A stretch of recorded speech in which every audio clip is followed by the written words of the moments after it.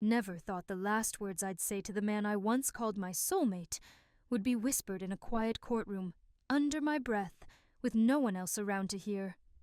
You gave me every reason to stop loving you, but I gave myself every reason to start loving my life again.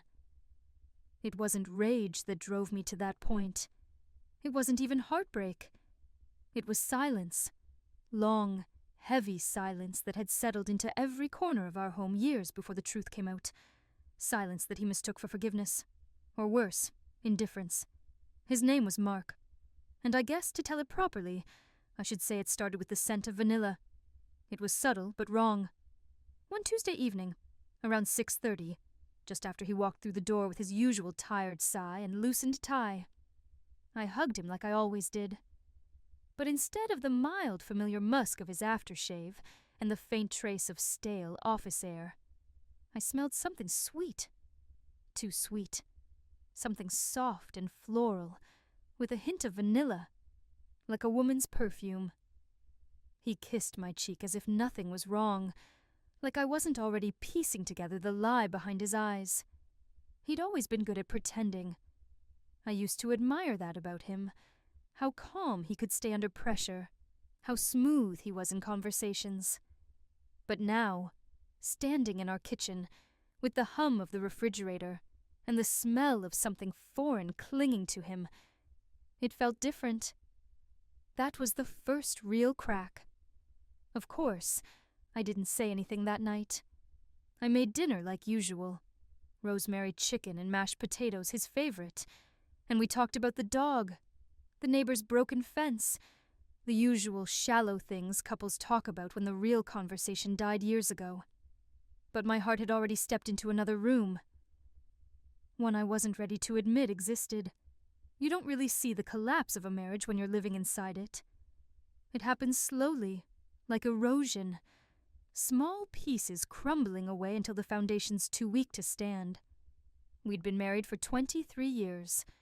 I gave him my 20s, most of my 30s, and every part of myself I didn't even know I was sacrificing. I had dreams once. I wanted to open a little coffee shop downtown. I loved to paint back when I had time. I remember telling him that once, curled up on the couch with our legs tangled, a warm summer breeze coming through the window. He kissed my forehead and said, "You'd be great at that. Maybe one day." One day turned into never, because life had bills, and Mark had ambition, and I had the kind of quiet, loyal patience that men like him mistake for permanence. The real evidence came 3 months later, a receipt. It was almost laughably cliché, just like something out of a bad movie. I found it in his coat pocket while doing laundry. A dinner for 2. Expensive. Out of town. I stared at the date on the slip. I remembered it clearly. He told me he was at a conference in Richmond. I'd packed his bag myself. I'd kissed him goodbye at the door, and the whole time he was with someone else. I didn't confront him right away. I needed to be sure. I needed more than just the scent of vanilla and a receipt. I needed the kind of truth that couldn't be denied. So I waited. I watched. I started noticing how he smiled at his phone more often, how he lingered in the shower, how he came home late on Fridays and left early on Mondays, and worst of all, how he stopped looking at me altogether, as if I were furniture. Familiar. Background. That hurt more than any betrayal. The fading, the erasure of intimacy. It was like watching someone slowly walk out of a room, but they keep the door open, just enough for hope to sneak through. Her name was Jessica, 29, a legal assistant at his firm. I found everything one night while he was sleeping. His phone, like always, was tucked beneath his pillow. He'd grown lazy, or maybe just arrogant. I watched him breathe, deep and peaceful, like a man with no conscience, and I unlocked the screen with ease. His passcode hadn't changed in years. My birthday. The messages were all there, hundreds of them. I scrolled through months of emojis, secret hotel names, blurred pictures. I felt something unravel in me.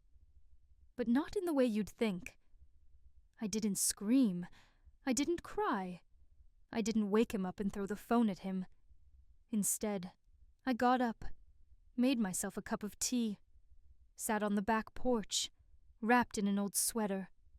I listened to the wind rustling through the trees. The dog barked once at something in the dark, and I just sat. There was a strange peace in that moment, like standing at the edge of a cliff and finally knowing without a doubt that you're going to jump, but also knowing you'll land. I didn't tell him I knew. Not yet. I went to work the next day like usual. I answered emails. I made small talk with Marcy in accounting about her grandson's piano recital. I stopped at the grocery store, bought the good coffee beans, and when I got home I made dinner again. But this time, I smiled differently. Something had shifted. Not in him. In me. I realized that night that revenge wasn't about destruction. It wasn't screaming or throwing plates. It was quiet, deliberate, patient, like rainwater slowly seeping into cracks and freezing overnight. Silent but irreversible. The first thing I did was open a new bank account. I started putting away small amounts, cash back from groceries, bits of my paycheck. I sold a few old things online, jewelry he never noticed, my old art supplies, vintage dishes from the attic. I found power in those tiny acts, like I was rebuilding myself with each small deposit. Then I started talking to a lawyer, quietly, discreetly. A woman named Carla, who listened without judgment. She looked at the printed messages I brought her and simply said, "You have more than enough." We planned. Weeks turned into months. I began sleeping better. Funny thing is, he didn't even notice. Not really. He thought the peace in our home was due to things getting better. He started coming home earlier, hugging me more. Once he brought me flowers, sunflowers, my favorite. I looked at them and wondered if they were guilt or strategy. Either way, they died in the vase 2 days later, just like everything else. When I finally told him, it was on a Sunday morning. The sky was pale with the soft light of winter, and the house smelled like cinnamon and coffee. He was reading the paper. I placed the folder in front of him on the table. Photos, messages, copies of the receipt. He looked at them, and for a moment, he didn't breathe. Then he looked at me. "I can explain," he began. I shook my head. "No, you can't. And you won't." There was no yelling, just silence. And in that silence, something inside him seemed to break. But mine had already broken long ago. He sat there for a long time, staring at the folder like it might rearrange itself into a different story if he looked hard enough. His mouth opened once or twice, but no words came out. And I didn't rush him. I sat across from him, hands wrapped around my coffee mug, the steam rising into the stillness between us. My heart didn't race. My voice hadn't cracked. There were no tears, not this time. Just a calm acceptance that surprised even me. When he finally spoke, his voice was thin, tired. "How long have you known?" I didn't blink. "Long enough." He rubbed his face with both hands, leaned back, and looked at the ceiling like maybe it held the answer to how he had ended up here, exposed and small, in the very kitchen where I had once planned our children's birthday parties. "I didn't mean for it to happen," he muttered. She listened to me. I didn't feel invisible. The words should have stung, but all I felt was cold clarity. "Invisible," I repeated quietly. "I packed your lunches. I handled the taxes. I listened to your office stories even when I was exhausted. I waited up for you when you came home late. I made our life run so smoothly you didn't even have to think about it. I made it easy for you to forget I was there." "That's not the same as being invisible, Mark." He didn't argue, because he knew I was right. The divorce took 6 months. It could have taken less, but he fought the settlement. He wanted to protect his assets, what he thought he'd earned with his long hours and sacrifices. But I had everything. Every message, every receipt, every late-night hotel check-in. My lawyer was a quiet storm, and Mark realized quickly that dragging it out would only cost him more. In the end, I got the house. That surprised him the most. This place was mine before we got married, he reminded me during one of our meetings. But Carla smiled gently and said, "It was her home for 23 years. She's not the one who left." He signed the papers with shaking hands. I stayed in the house, but I changed everything. I painted the walls, replaced the couch, tore up the old carpet. I kept only what I loved. The rest went into donation boxes or to the curb. It felt symbolic, like exhaling years of resentment and letting new air in. There was one evening, a few weeks after the final hearing, when I sat in the living room surrounded by half-empty boxes and a half-full glass of wine.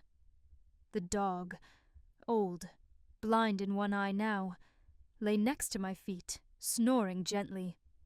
I stared at the empty wall where our wedding photo used to hang. I didn't feel grief. I didn't feel anger. I felt space. And space, I realized, is where something new can grow. People started asking me if I was going to start dating again. The idea felt foreign, like stepping into someone else's shoes. I wasn't ready, and honestly, I didn't care if I ever was. That wasn't what I wanted.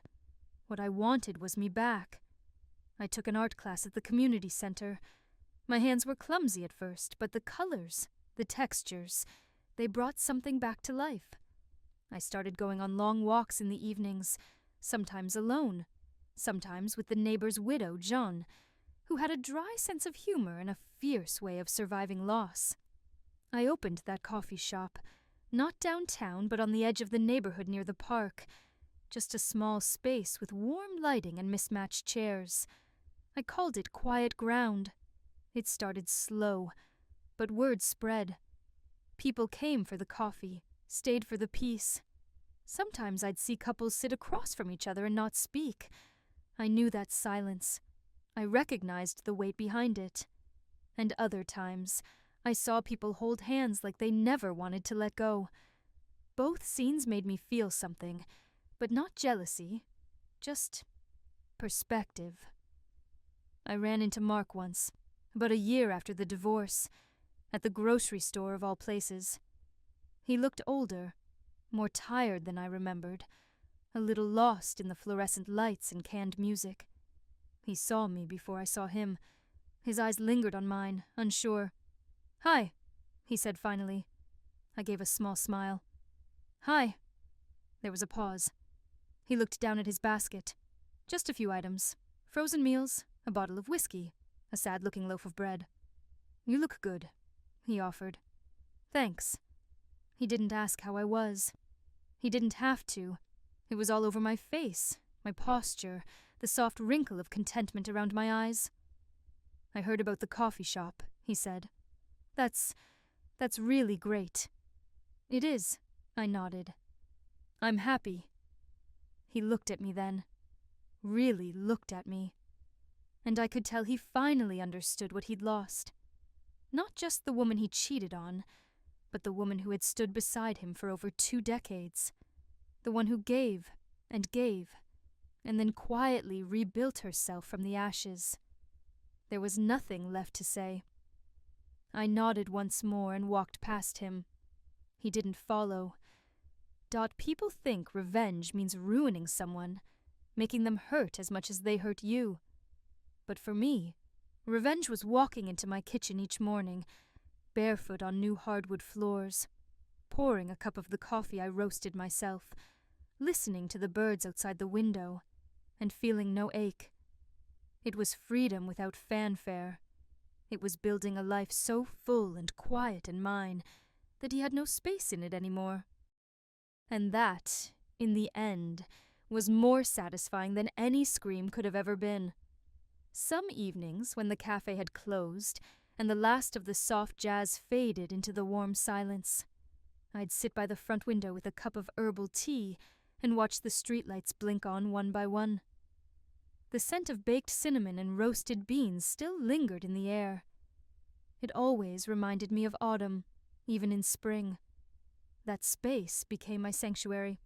People started recognizing me, not as Mark's wife, but as the quiet woman behind quiet ground, the one who remembered your order, who always had a kind smile, who played old soul music on Sundays and hosted small art nights every second Thursday. I didn't talk much about my past, not because I was ashamed, but because it no longer defined me. But some stories don't stay buried, not forever. One late afternoon I was wiping down tables when a woman hesitated just outside the door. She looked young, no older than 30, and held a folder under her arm like it was a shield. Her hair was pulled back tight, makeup too careful. There was something fragile in the way she stood, like a person trying to brace themselves for impact. I knew who she was before she opened the door. Jessica. She stepped inside slowly, like she wasn't sure she'd be welcome. Her eyes scanned the cafe, then found me. Her expression softened, almost apologetic. "I wasn't sure if I should come," she said. I didn't answer, not right away. I just looked at her. "I'm sorry," she added quickly. "I know I'm probably the last person you ever wanted to see, but I needed to say something." I gestured toward the table by the window. "Go ahead."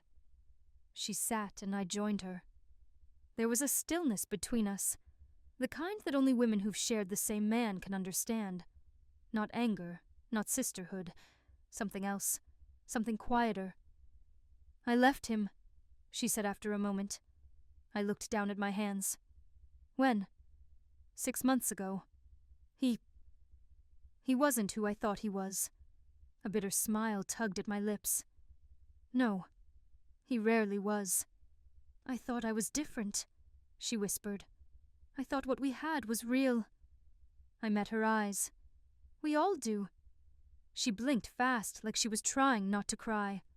"I didn't come here to make excuses. I know what I did. I just wanted you to know. I'm not proud of it. I thought I was in love, but it was just attention. And loneliness." I nodded slowly. "That's how it starts. A little kindness. A little validation. It feels like a light in the dark."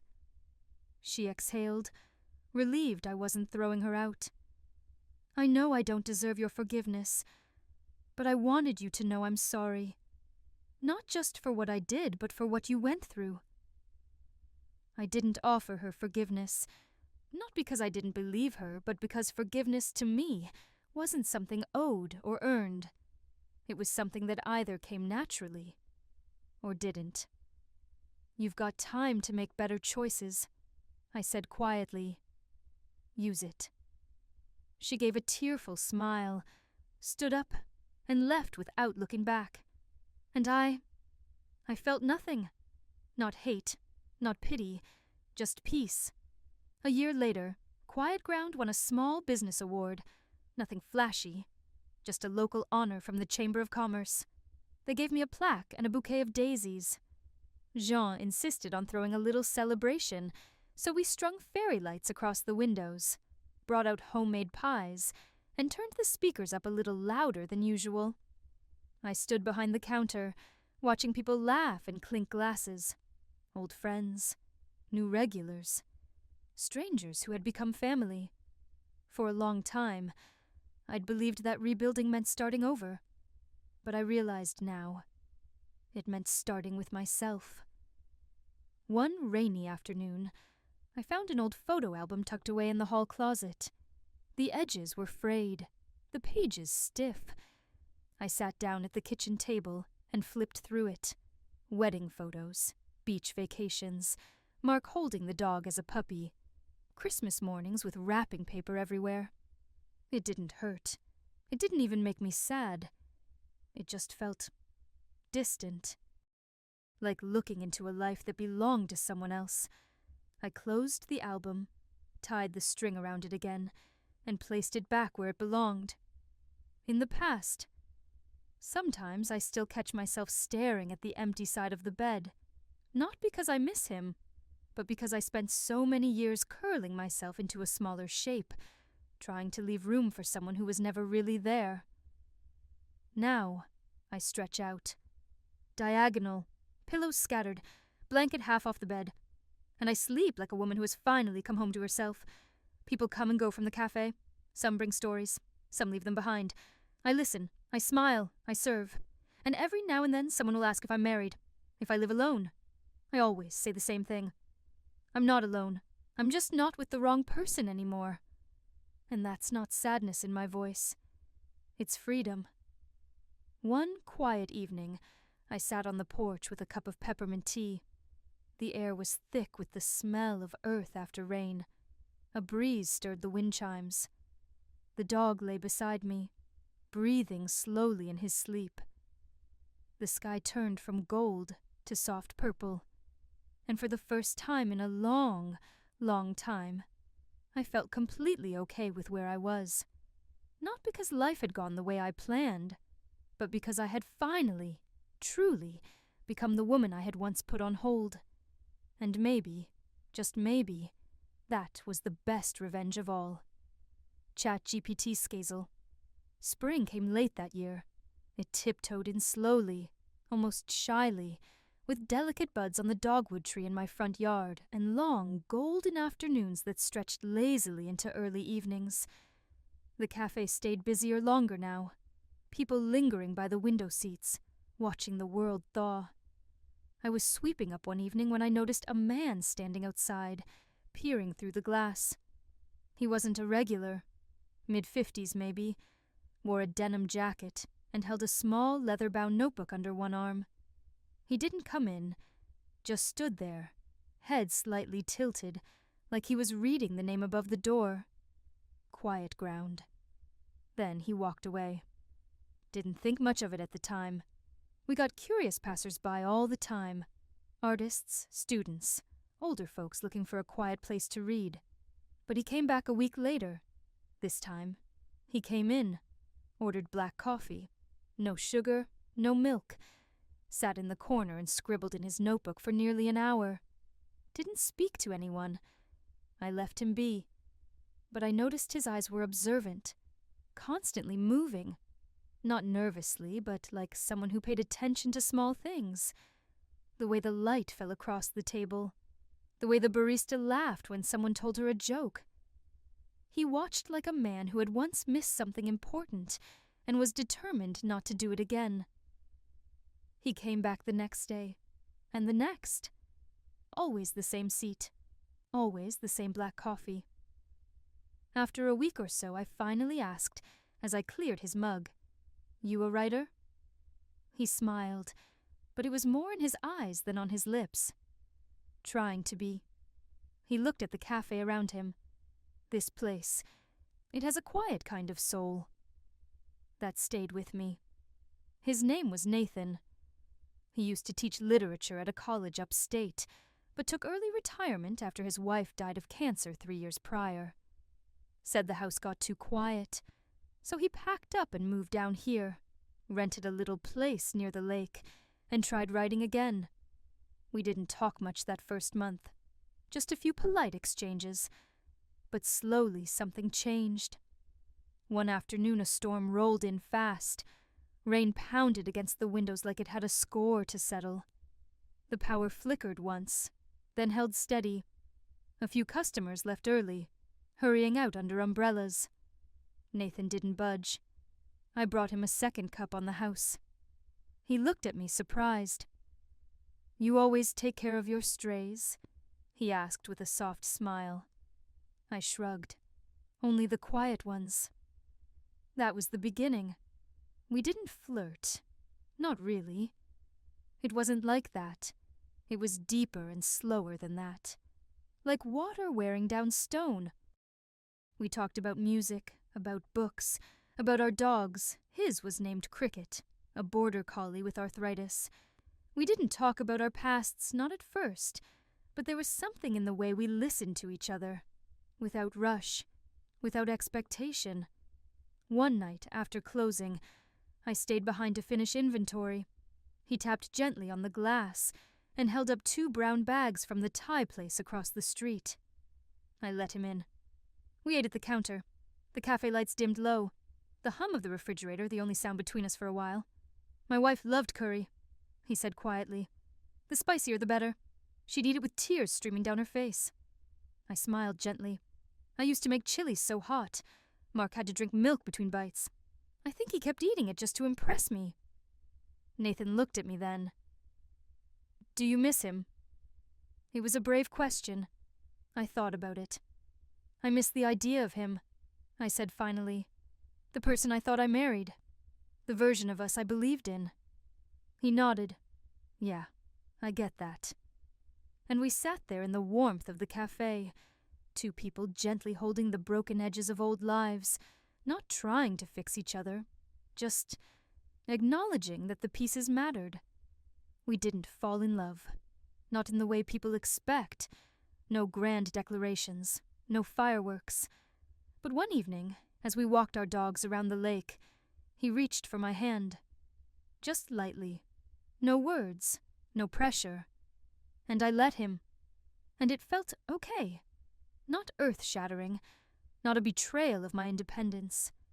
Just a quiet acceptance that maybe healing doesn't always mean being alone.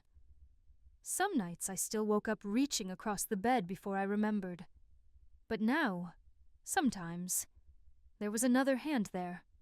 Calloused. Warm. Not trying to hold me down, just hold me steady. Other nights I slept alone, still diagonal, still wild in my own bed. And that was fine too. That was the beauty of it. There were no rules now, just choices. The first anniversary of the divorce came and went without ceremony. I didn't even remember until I saw the date circled in my old planner, tucked in the back of a drawer. Funny how something once so monumental could fade like that. Instead of mourning it, I spent that day at the cafe, planting lavender in the window boxes. The scent reminded me of my grandmother's garden. I could almost hear her voice as I worked. Soft, practical, always humming under her breath. Everything you water will grow, darling. Make sure it's the right things. She'd say that when I was 6, trying to save a wilting weed in the backyard. Now I knew what she meant. Mark never reached out again. Last I heard, he moved out of state. Something about a consulting job. It didn't matter. He was a ghost in my story now. Not a villain. Not even a memory worth reliving. Just someone I once knew. As for me, I kept growing. Quiet Ground expanded into the space next door. A little bookstore, curated with care. People called it cozy. Said it felt like a warm hug on a cold day. That was all I ever wanted it to be. A place for people to breathe again. Including myself. Because in the end, revenge wasn't about making someone pay. It was about reclaiming the parts of myself I had given away without realizing it. It was about standing still in my own life and saying, "This is mine." And if someone chose to stand beside me, not behind me, not above me, but beside me, that was just the bonus. Summer rolled in heavy that year. Thick air, long twilights, the buzz of cicadas starting before noon. The kind of heat that made everything slow down. Conversations, footsteps, even time. Business at the cafe picked up with the warmer weather. Tourists from out of town wandered in, grateful for the cool air and the iced lavender lemonades I started offering. Kids came in with sunburned noses and pocket money, pointing at cookies through the glass. Older couples lingered in the bookstore next door, reading poetry aloud in whispers. It felt like life was humming along gently. No sharp edges, no big upheavals. And yet, even peace has its weight. One night, Nathan and I were closing up together. He was behind the counter drying mugs, sleeves rolled to his elbows. I was counting out the register, my fingers moving automatically over the bills. We hadn't said much that day. just soft glances and small, shared smiles. It was comfortable. Too comfortable. And that scared me. He noticed. He always did. "Something on your mind?" he asked, not looking up. I hesitated, then said, "Do you ever feel like, when things are good, something bad is waiting just around the corner?" He set down the mug. "All the time." I laughed quietly, almost ashamed of the confession. "I know it's silly, but sometimes I look at all this, how settled it feels, and I get this knot in my stomach, like it's all borrowed." He came over, leaned against the edge of the counter beside me. His voice was soft. "It's not borrowed, Anna. You built it." I stared at the register, blinking away sudden tears. "Yeah, but part of me is still waiting for someone to take it away." Nathan didn't offer empty reassurances. He just reached over and gently placed his hand over mine. "I know that feeling. You hold your breath for so long, even safety feels suspicious." Setoa, that was exactly it. A few days later, my sister called. Aaron and I weren't especially close growing up. 5 years between us, different temperaments. She was always the rebel, fast-talking, boundary-pushing, the kind of girl who sneaked out windows and kissed boys behind the bleachers. But we found our rhythm as adults. Distance helped. So did time. "Mom's asking about you," she said. "Says she hasn't heard your voice in months." I bit back the guilt. "I've been busy. You know how it is." Aaron chuckled. "I do. But come on, Anna. You run a cafe, not a country." I smiled despite myself. Then she hesitated. "There's something else. Mark's back in town." I felt a coldness settle low in my stomach. "For what?" "No idea. But I saw him at the hardware store. He looked older. Tired." I sat down at the kitchen table, one hand pressed against my chest. "You okay?" she asked. "Yeah," I said slowly. "Just caught me off guard." "Listen," Aaron said, voice softening. "You don't owe him anything. Not a conversation, not a look, not even a thought." "I know." But that night, I couldn't sleep. The next morning I went into the cafe early, opened the windows, let in the cool dawn air. I moved slowly, wiping down the counters, straightening the napkins. The place smelled like fresh scones and citrus cleaner. I brewed a pot of coffee. Black, the way I used to make it for Mark. Bitter. No sugar. And then I poured it down the sink. A week passed. Then another. I didn't see him. Until I did. He came in on a Tuesday, wearing the same cologne, though fainter now. His hair had thinned. His eyes looked sunken, the way a man's eyes look when he's run too far from himself, and finally got tired. He didn't recognize me at first. He looked around the cafe, hands in his pockets, then froze when he saw me behind the counter. He opened his mouth, closed it. Then finally, "Anna." I didn't speak, just looked at him, not with anger, just a quiet, measured stillness. He cleared his throat. "You look good. Different." "I am different." He nodded slowly. "This is your place?" I didn't answer. The answer was obvious. He looked around again. "It's nice. Warm." I didn't offer him a seat. Or coffee. I didn't invite him to stay. "Why are you here, Mark?" His shoulders dropped slightly, as if some practiced performance had deflated. "I don't know," he admitted. "Guess I was curious. Regretful." I waited. "I think about you," he added. "A lot. What I did. How it ended." My jaw tightened. Not from pain. From restraint. "You think saying that gives you something?" He blinked. "No. I just—" He stopped. "I don't know what I expected." "You expected a woman who still needed closure," I said. "But I don't. I already lived through it. I don't owe you my pain."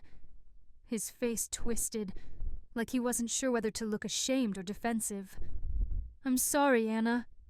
I nodded slowly. I believe you, but that doesn't change anything."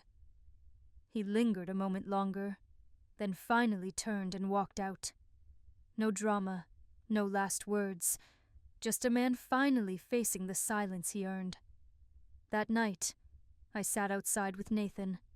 We watched fireflies dance in the yard, their light flickering like tiny stars. "I saw him," I said. Nathan didn't ask who. He didn't need to. I rested my head on his shoulder. It didn't hurt. It didn't even feel big. It just was. He kissed the top of my head. "That's how you know you've healed." I let that settle. Because it was true. I hadn't built my life to prove anything to Mark, or even to forget him. I had built it because somewhere deep down I had finally remembered myself. And that version of me. She didn't look back anymore. The end of that summer brought a stillness I hadn't felt in years. Not an empty stillness like the aftermath of something breaking, but a full, peaceful kind. Like sitting in a warm bath after a long day, or hearing your mother's voice in your memory when you're not even thinking of her.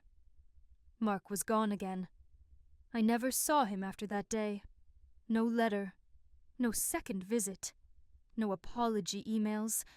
It was as if he had only returned to get a final look at the damage and realized it wasn't his story anymore.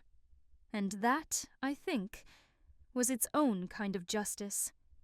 It's strange how we wait for our pain to be acknowledged by the one who caused it, only to discover that healing never depended on that.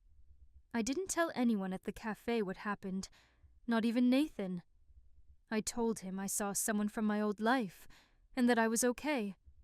And he, in the patient way that had become his signature, just squeezed my hand and said, "Good." But the thing about peace is, it makes room, and soon, new things started to grow in that space. It was a Thursday when I found the envelope, plain white, tucked between the bills and flyers in the mailbox. No return address, just my name, written in a narrow, looping script. I opened it at the kitchen table, the kettle whistling faintly in the background. Inside was a letter, short, polite. It was from Abigail. "Not here to cause trouble," it began. "But I wanted you to know I'm sorry. For everything." My stomach tightened. He lied to both of us. I believed things that weren't true. I thought he had left you for me, and I told myself that meant something. I was wrong. It didn't last. It never could. But I know the hurt I helped create, and I carry it with me. There was no pleading, no attempts at connection, just a flat truth written in simple words. At the bottom she signed her name, then. "I hope you're doing well. I really do." I folded the letter once, then again, set it aside. I didn't feel angry. I didn't feel forgiving either. I just felt done. That weekend I took a drive, not far, just up to the hills, where the road winds through the pines and the air is cooler. Nathan came with me, a thermos of coffee between us, music low on the speakers. We didn't talk much, just watched the trees move past in a blur of green and gold. We stopped at a lookout spot.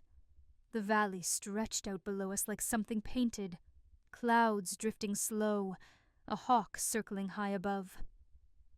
"I used to come here when I was younger," I told him, "before I got married, before I was trying to be anyone else. I'd sit out here and write little poems, or cry for no reason. I thought it was dramatic. Now I think I was just trying to feel everything fully, while I still had time." He smiled. "Did you stop writing?" "For a long time." "Why?" I didn't answer right away. Then I said, "Because I stopped believing my voice mattered." The breeze stirred the trees below. A long breath of silence passed between us. "You should start again," he said. I didn't. Not right away. But the idea stuck. And a few weeks later, I opened a drawer in my bedroom and pulled out an old notebook.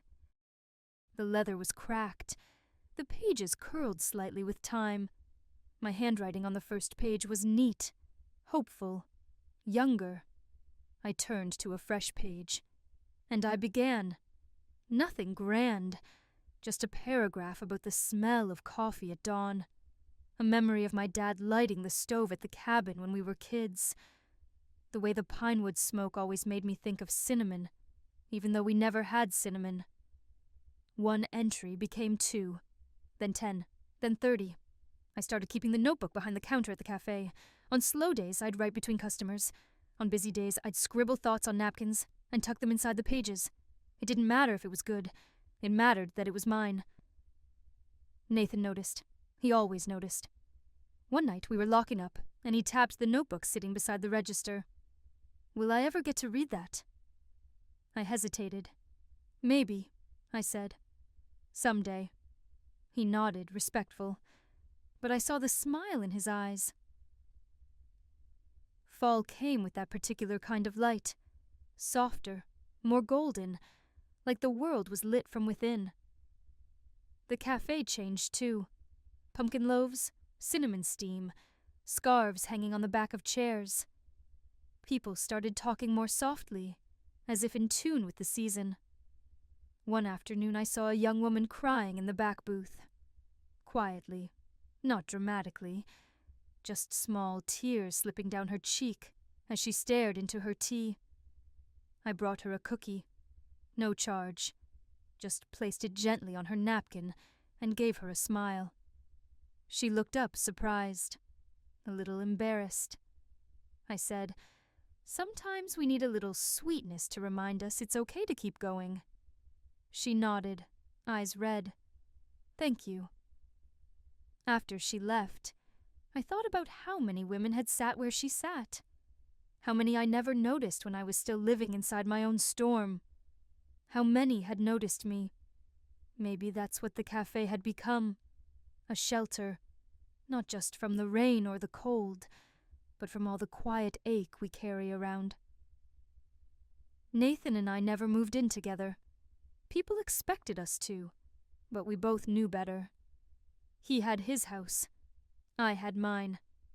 We slept over often, but kept our separate spaces, our separate rhythms.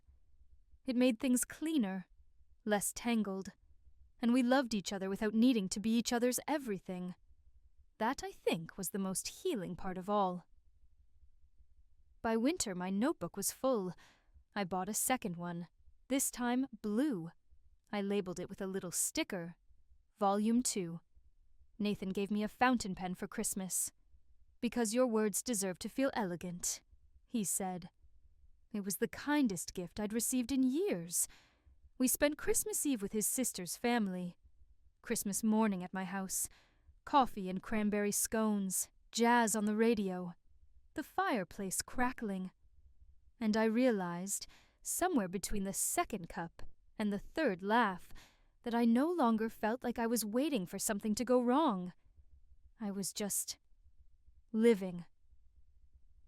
There's no big ending here, no perfect bow. Just a woman sitting in the back of her own cafe, watching snow drift against the windows, writing stories that once lived only in pain and now live in peace. Just a woman who rebuilt her life from the inside out, who learned that revenge isn't always loud, and closure doesn't come from anyone else's mouth. Sometimes it looks like warm light on a quiet morning. Sometimes it smells like cinnamon and coffee. Sometimes it feels like your own name written in your own hand, across the cover of a new beginning. The new year arrived under soft skies and quiet resolutions. No big parties. No loud declarations, just the sound of wind brushing against the windows and the slow turning of pages in the blue notebook, where I now wrote daily, even if only a sentence or two. I never made a resolution list that year. Instead, I wrote down one line: live with the same tenderness I once begged the world to give me. And that was enough. February brought a surprise. It came in the form of an email, tucked among spam, newsletter updates, and an invoice from a coffee distributor. The subject line was simple: a proposal for Anna's. I clicked, expecting another pitch to install digital menus or sign up for a delivery app, but it was a message from a local writer, someone who'd been quietly visiting the cafe for months, though I hadn't known her name. She introduced herself as Mel. She wrote, "I've been sitting in your cafe for nearly a year now, watching, listening, healing. Your space has a pulse, Anna. It's a refuge, a whisper in a loud world. I'm putting together a collection of essays on women-led spaces and the quiet power they hold. I would love to feature your cafe, and if you're open to it, your story." I read the email twice, then again, and for a moment, I felt that familiar tightening in my chest, the old fear that being seen might invite judgment. Or worse, pity. But I'd come too far to retreat now, so I wrote back. "Thank you, Mel. I'd be honored. Let me know how I can help." We met the next week. I recognized her immediately. Short hair tucked under a wool cap, fingers stained slightly with ink. She smiled as if we already knew each other. And in a way, I suppose we did. She asked thoughtful questions about the cafe, the people, the evolution, and then gently about me. Not the headline version, not "Divorced Woman Reclaims Life," but the quieter truths. "What did you mourn the most?" she asked at one point, voice low. I thought about that. "The version of me that believed love meant disappearing," I said. She nodded, writing it down. "No." The essay was published in a small but beautiful print magazine that spring. Nathan framed a copy and hung it in the hallway, across from the staff room. Customers began asking about it, and for the first time, I didn't mind telling the story. Not all of it, not the private wounds, but the essence. The journey back to myself, the way pain broke me open, and the strange beauty of what bloomed in its place. Women stayed after hours to talk. Men too, sometimes. People told me their own quiet heartbreaks, their redemptions, their unfinished chapters. The cafe had become a confessional, a sanctuary, a little lighthouse. And I was no longer the one in the storm. One day in early May, I got a letter in the mail with handwriting I hadn't seen in decades. Neat, controlled, with the tiniest curl at the ends of certain letters. It was from my father's sister, Aunt Carol. I hadn't heard from her since his funeral, almost 20 years ago. She wrote, "I heard about your cafe through the article. I just wanted to say, your father would be so proud. He always said you were the one with a quiet strength, said you'd change the world in small ways. I cried reading that. I hadn't realized how deeply I'd missed being someone's daughter." Nathan's mother passed away in June. It was a soft goodbye, a long illness, a tired body, a peaceful breath. I held his hand through the funeral, made sandwiches for the reception, folded laundry while he sat quietly on the porch staring at the horizon. Grief was different when it wasn't mine, but it still brushed against me, still made me ache in the spaces where I had once felt lost, too. He didn't talk much those weeks, but he would reach for me at night, in the dark, with a kind of quiet desperation that said more than words ever could. And I let him, because that, too, is love. Not just the laughter, not just the comfort, but the willingness to hold each other in silence when the world feels too heavy to carry alone. By August, a publisher had reached out. Mel had passed my name along. They were looking for voices for a collection of personal essays. Small stories about rebuilding, reframing, reclaiming. And mine, they said, felt like a seed that could grow. I laughed when I read the email, and then I cried, because I had once believed that nothing about me mattered, that my voice was too soft, my experiences too ordinary. And now, here I was, being asked to share them. I said yes. The book took shape slowly. I wrote in the mornings, before the cafe opened, when the air was still fresh, and the world hadn't yet pressed its weight onto the day. I filled pages with memories, of burnt toast and silent dinners, of laughter in the kitchen with Nathan, of the sound of a man walking away without slamming the door. The days after the book was published brought a strange quiet. Not a physical silence. The cafe was as alive as ever, but a deeper stillness inside me, like the final exhale after holding your breath for years. It didn't become a bestseller. It wasn't meant to, but it landed where it needed to, in the hands of women sitting in waiting rooms, on nightstands beside half-sipped mugs of tea, in the bottom of tote bags with tissues and receipts. And I started getting letters. Not many, maybe one a week, but they were all the same shape. Quiet voices thanking me for telling the story they'd never been able to speak out loud. One woman wrote, "I thought I was the only one who stayed too long. Thank you for reminding me I'm not stupid, just human." Another, "You made me cry in my car at lunchtime. I think I needed that more than anything." And a third, "I showed your book to my daughter. She's 26. She asked me if I'd ever felt like that. And I told her the truth for the first time in years.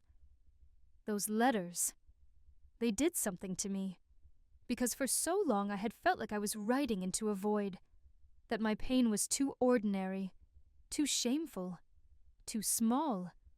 But pain connects, quietly, relentlessly, truthfully, and I began to understand that telling the truth, even the small, unglamorous parts, was its own kind of activism, its own kind of legacy. That fall, something unexpected happened. Nathan asked me to go with him to Italy. Not forever. Just a month. A writing retreat of sorts, hosted by one of his university friends who'd bought a crumbling farmhouse in the Tuscan hills and turned it into an artist's haven. "It's time you wrote without distractions," he said. I blinked. "The cafe?" "Handled. Margot's more than capable. I've already asked her." I stared at him. "You planned this." He grinned. "Guilty." I hadn't been out of the country since I was 28. Back when Mark and I had done that rushed honeymoon to Barcelona, where we argued 3 times before we even got to the hotel. This was different. This was for me. And I said yes. Italy smelled like rosemary and old stone. The air was thick with history. Like every breeze carried a whisper from someone who lived 1,000 lives before you. The farmhouse was imperfect. Creaky stairs, wasps in the windows, furniture that didn't match. But it felt more like home than any hotel ever had. Mornings were slow. Coffee in hand, feet bare, notebook open on a sun-drenched terrace. Evenings were communal. Strangers sharing bread and wine, stories spilling across candlelit tables in 4 different languages. And somewhere in the middle of all that, I remembered how much of myself I'd put on pause. I wrote pages, dozens of them. Not just essays, but beginnings of something bigger. Maybe fiction, maybe memoir, maybe a hybrid. Didn't matter. I was writing from a place of fullness now. Not rage, not desperation, but clarity. There was one night, 2 weeks into the trip, when I sat alone outside the villa. A full moon hung over the olive trees, casting soft shadows on the stone path. I was wrapped in a shawl, listening to the cicadas, sipping a glass of wine someone had gifted us. Nathan was inside, talking with the other guests. I could hear his laugh floating out the window. And I thought, this is it. This is what healing looks like. Not fireworks. Not justice in the eyes of the world. Just a moment like this. Whole, undemanding, quietly joyful. And I closed my eyes and let myself cry. Not out of sadness, not regret, but something softer. Something like release. When we returned home, I was changed in small, unnameable ways. I didn't reopen old wounds. I didn't reach for the past. I just kept living forward. The cafe felt warmer somehow. Or maybe I did. I started offering small writing workshops in the back room on Sunday afternoons. Nothing fancy. Just women gathering with tea and notebooks, talking about stories, memory, forgiveness. We called it the Quiet Table. It grew, slowly, but steadily. And it reminded me that stories aren't just for books. They're for passing hand to hand, like folded letters, or recipes, or heirloom rings. One afternoon, Erin came to visit. It had been years since we last spoke face to face, outside of a few scattered holiday messages. She stood in the doorway of the cafe, unsure, until I called her in with a smile. We sat in a booth. I made her favorite, chai and lemon cake. She was different now, a little grayer, softer in the shoulders, but still had that fierce glint in her eye. "I've read your book," she said. Twice. I laughed. Even the parts about you. Especially the parts about me. We sat in silence for a moment. Then she added, "You saved my life too, you know." I looked at her. I was going to marry someone just like Mark. I could feel it. But then I saw what happened to you, and I got out. My chest tightened. "I never knew," I said. "Well, you weren't supposed to." She grinned. "But I figured you should know now." We hugged when she left. Not out of duty. Out of love. Real, hard-earned love that grew from the rubble. Years passed. Not rushed. Not wasted. Just full. There were holidays. Birthdays. New wrinkles. New notebooks. Nathan and I traveled when we could. Rested when we couldn't. And found laughter even in the hard seasons. Like when my mother passed, and we sat on the porch drinking her favorite wine, retelling her most ridiculous stories. I never remarried. People asked, but I always smiled and said, "That part of my life is already full." Because it was. Not with legal papers or rings, but with presence, companionship. A man who held my hand not to possess me, but to remind me I was never alone. Now, years later, I sit here. At the same kitchen table where I once read Abigail's letter, and I write this last entry. My hands are older now, but they're steady, and I look around this quiet house, with its worn books, its soft lamps, its window seat full of old drafts and wild dreams. And I think about the woman I used to be, the one who was cheated on, who was left, who was broken. And I want to tell her this. You won't always feel like rubble.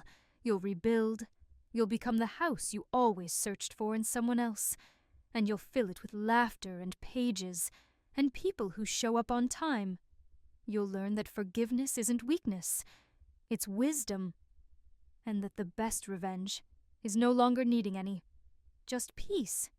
Just love. Just this life. Lived on your own terms. In your own voice. I wrote about the letter Abigail sent. About Erin's voice on the phone when she warned me. About the moment I stood in court and realized I was no longer afraid. It wasn't a revenge story. It wasn't even a comeback story. It was just a woman's life, pieced together from the cracks, told honestly. I never told Mark about the book. Maybe he saw it. Maybe he didn't. It didn't matter. The story wasn't his to finish anymore. 1 year, to the day, after that final conversation with him, I stood in the cafe after closing and turned off the lights. The room went dark, then glowed softly in the streetlight outside. The tables were empty. The silence was gentle, and I whispered, "Thank you." Not to him, to me, for staying, for choosing, for rising.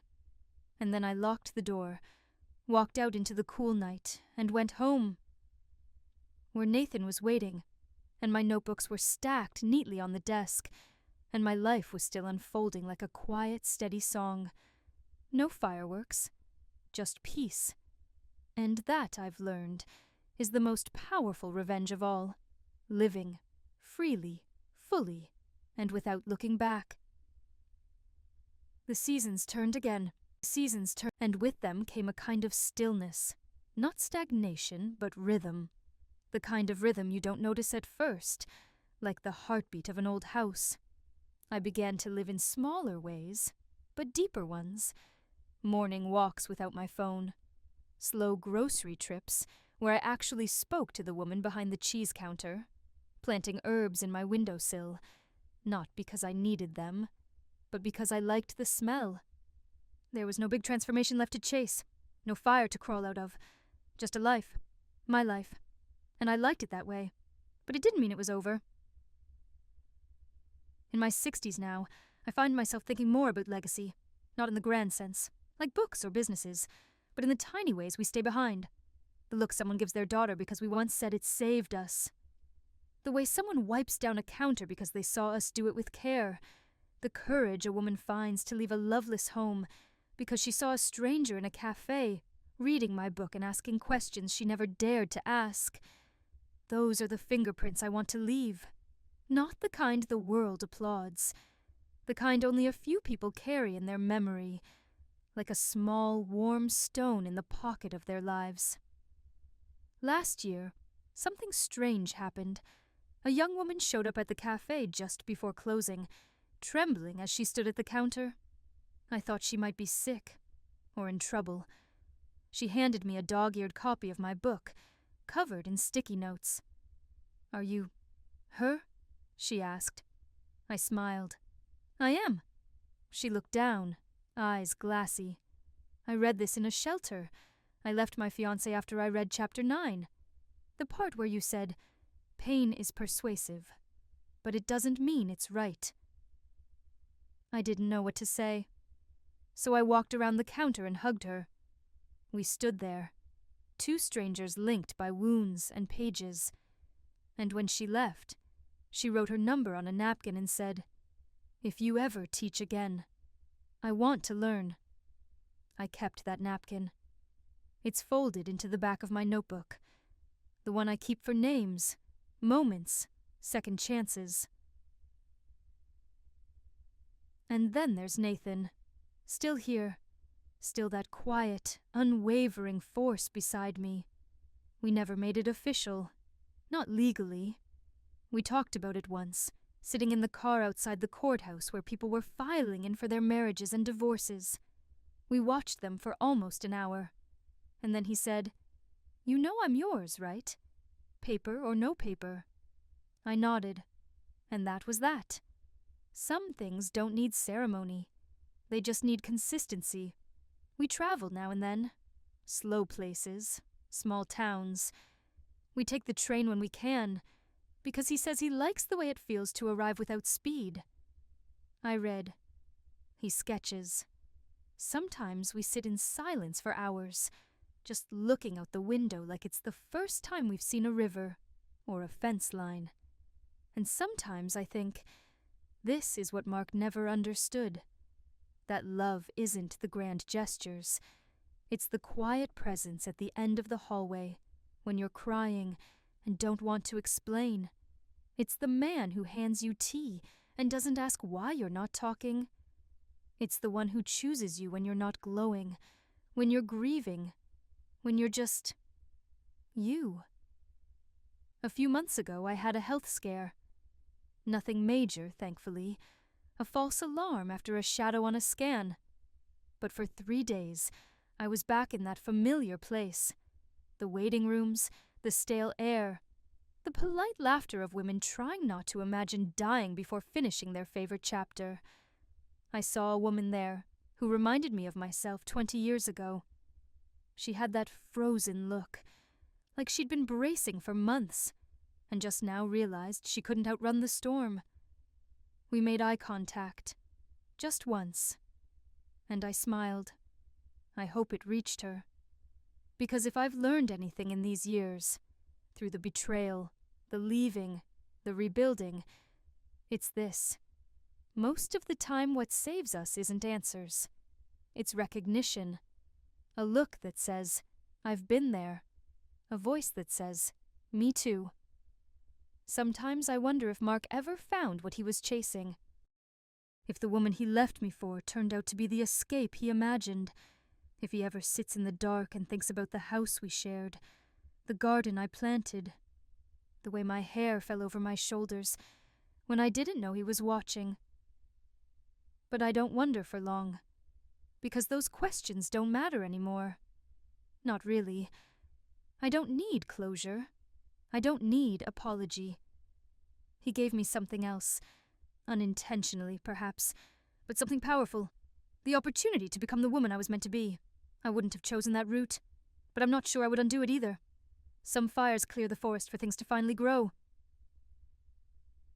And so here I am, 63, tired knees, laugh lines, a heart that's been broken and repaired more times than I can count. I wake up most mornings with gratitude, not for perfection, but for peace. For a life that doesn't ask me to shrink or edit or smile when I don't feel like smiling. I keep writing, sometimes for others, sometimes just for myself, but always with the belief that stories, real stories, still matter. That somewhere, a woman I'll never meet is holding one of my pages in her lap and whispering, "Maybe I can do this too." And that is enough. That is everything. Some stories don't end with fanfare. They just settle into place, like dust on an old photograph. You don't notice the moment it happens. You just look up one day and realize the pain isn't sitting in your chest anymore. It's moved, softened, made room for something else. That's where I am now. I still work at the cafe, though I've handed most of the day-to-day to Margot. She's better at managing people than I ever was. I've become the backroom presence.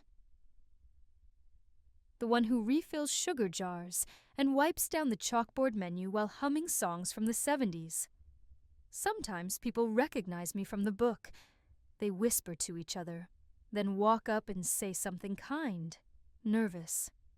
I never get used to it, but I always smile, because I know how hard it is to speak out loud to someone who once made you feel braver. Nathan built me a writing nook upstairs, a tiny sunroom with creaky floors and a chipped desk that overlooks the street. I sit there most mornings, wrapped in an old cardigan, writing small things, sometimes big things. I don't pressure it anymore. I just let it come. Abigail and I talk now. Not often, but enough. She's older, different. I think she carries her own regrets, though she's never said them out loud. Last Christmas she sent me a card. No message. Just a photo of her with her daughter on the beach. On the back she'd written, "She'll know better. I'll make sure of it." I stared at that line for a long time, and something in me finally let go. I wrote back, "Good. That's all any of us can do." I never heard from Mark again. He vanished into the life he chose, or maybe the one that chose him. But I stopped needing that story to end a certain way. He was a chapter, not the whole book. And I'm still here, still writing, still loving my quiet, sturdy, complicated life. There's a quote I keep taped above my desk. It says, "She never needed saving. She only needed permission to become." That's the truth. That's my truth. And maybe, if someone else reads this someday, curled on their couch, wondering if they're strong enough to leave, to stay, to heal, maybe it'll become their truth too. Because life breaks you, then shows you who you are when you get back up. And that is the most beautiful revenge of all.